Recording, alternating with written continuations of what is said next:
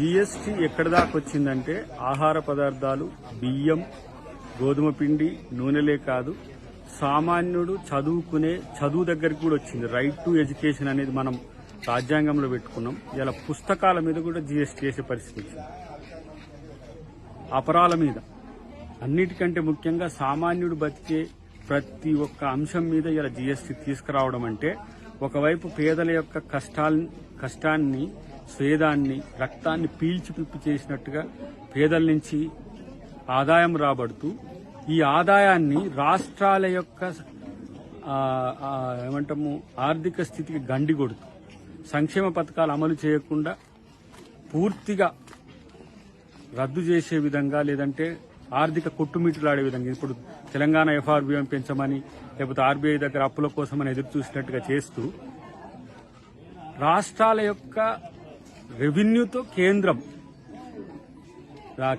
అంటే ఒక అన్ని రాష్ట్రాల యొక్క సమాహారం.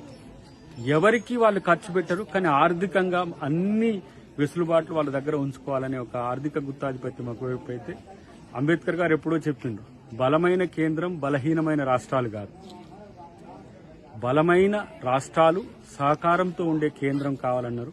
అదే కోఆపరేటివ్ ఫెడరలిజం. దాన్ని దొడ్డిదారిన పెడుతున్నది బీజేపీ. జీఎస్టీతో కేంద్రం తన ఆర్థిక గుత్తాధిపత్యాన్ని నిలుపుకునే ప్రయత్నం చేస్తున్నది.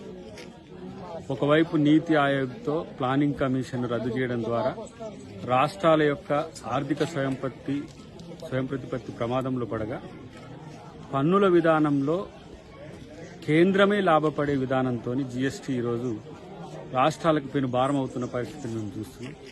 రాష్ట్రాలు కూడా అవే గగ్గోలమంటాయి. ముఖ్యంగా తెలంగాణ, ఆంధ్రప్రదేశ్ చెప్పలేకపోతున్నది, కానీ కొన్ని బీజేపీయేతర ప్రభుత్వాలు సీరియస్గా ఎలిగేషన్స్ అవే. జీఎస్టీ సామాన్యుని నడ్డి విరిచే కార్యక్రమాలు ఒకవైపు అయితే, జీఎస్టీతో తినే తిండి మీద, పప్పుల మీద, ఉప్పుల మీద, నూనెల మీద, ప్రతి ఒక్క నిత్యావసర ధర మీద ఈరోజు కేంద్రం జీఎస్టీ పేరు మీద రాష్ట్రానికి చెందే వాటా కంటే కేంద్రానికి చెందే వాటా ఎక్కువ తీసుకుంటున్న పరిస్థితి. డివల్యూషన్ ఆఫ్ ఫండ్స్ 42% ఇస్తున్నామని చెప్తూనే మొత్తం వస్తున్న పన్ను రెవెన్యూ, అంటే ట్యాక్స్ రెవెన్యూను కేంద్రమే ఎక్కువగా లాభం పొందుతున్న వైనాన్ని మనం చూస్తున్నాం.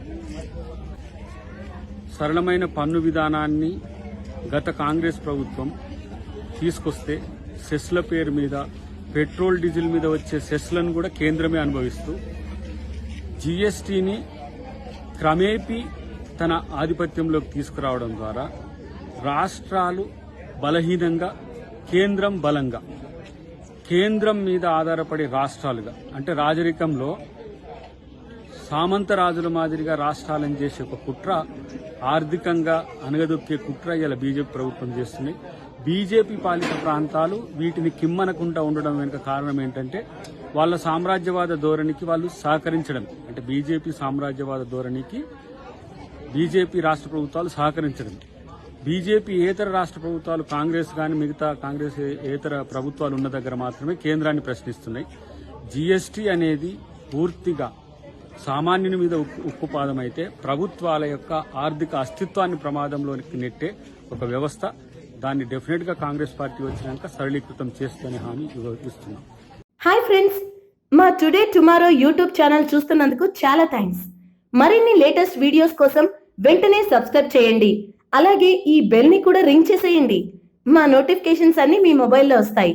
అలాగే మా వీడియోస్ మీకు నచ్చితే లైక్ చేయండి, షేర్ చేయండి, నచ్చకపోతే కామెంట్ చేయండి.